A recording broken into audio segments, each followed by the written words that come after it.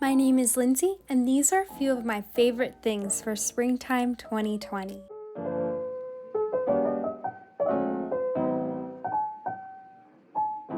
Reflecting on and naming your favorite things is an important part of getting to know yourself.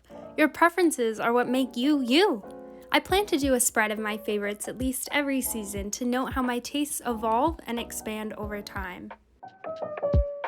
I divided my favorite things of spring into 4 categories that all happen to start with the letter T. Teas, treats, tunes, and to-dos. To-dos is for activities, like a mini bucket list for this season. I like to have at least 1 cup of tea every day, usually in the afternoon to keep me going because I tend to get pretty sleepy after lunch and in the early evening. Iced peach tea has been so refreshing. I prefer mine unsweetened. Every now and then I'll order takeout from my favorite local boba shop. I like to get oolong tea with boba pearls and lychee jelly. If I have leftover lychee jelly, I'll save it and add it to my peach tea the next day. My boyfriend's mom sometimes brings us canned green and oolong tea from the Japanese restaurant she manages. It's such a thoughtful gesture, which I think makes the tea taste even better.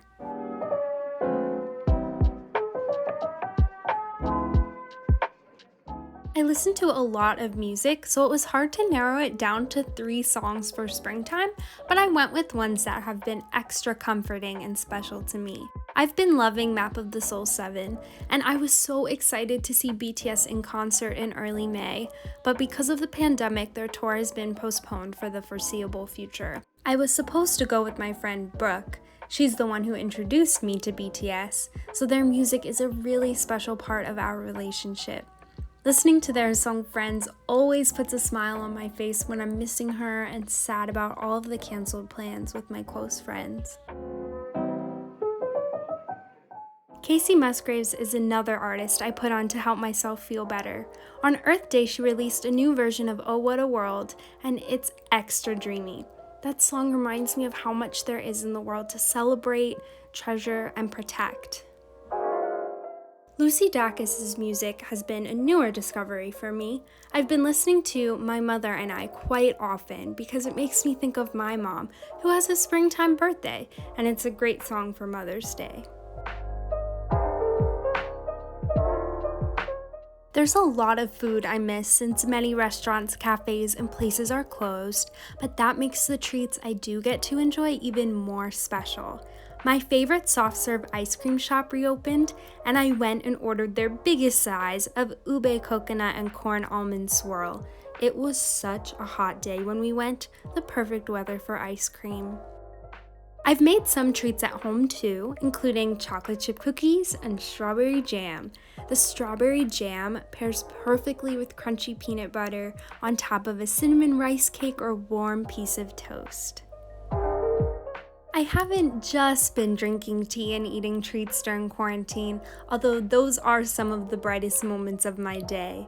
I've loved going for walks. One of the neighbors that has a beautiful garden in front of their house labeled their plants in chalk on the sidewalk, and they have a sign describing their flower of the week. I always look forward to seeing that each time. When it's not too hot, I enjoy sitting outside and reading as birds chirp around me. I just finished Emma by Jane Austen. Since I have more flexible time and I'm no longer living by myself, I've enjoyed baking muffins because they're easy to share with others. I made matcha muffins a few weeks ago. I even made the muffin liners by hand using parchment paper, which was kind of like origami. Journaling has also been a favorite pastime for me. I'm just starting out, so all of the techniques I'm using are new to me. The floral elements were cut out from a Real Simple magazine. I found that magazine cutouts work really well for layering because they're so thin. Just be careful when you're cutting and handling them because they can rip easily. I doodled all of the teas and treats by hand. There was a lot of trial and error, but the process of drawing, redrawing, and coloring them in was really fun for me.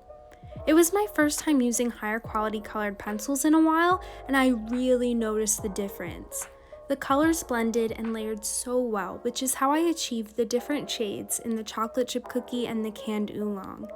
I've been trying to think of some more things to draw for future journal pages. but my mind always thinks first of doodling food. I hope I can rejuvenate and grow my doodling capabilities because it's a very enjoyable hobby for me. This journal page is like a time capsule. I look forward to looking back on what I wrote weeks, months, and even years from now. For now, as I look at what I've made, I'm filled with joy. I loved creating this spread and sharing it with you. Thank you for watching. I appreciate you and hope your day is full of lovely moments ahead.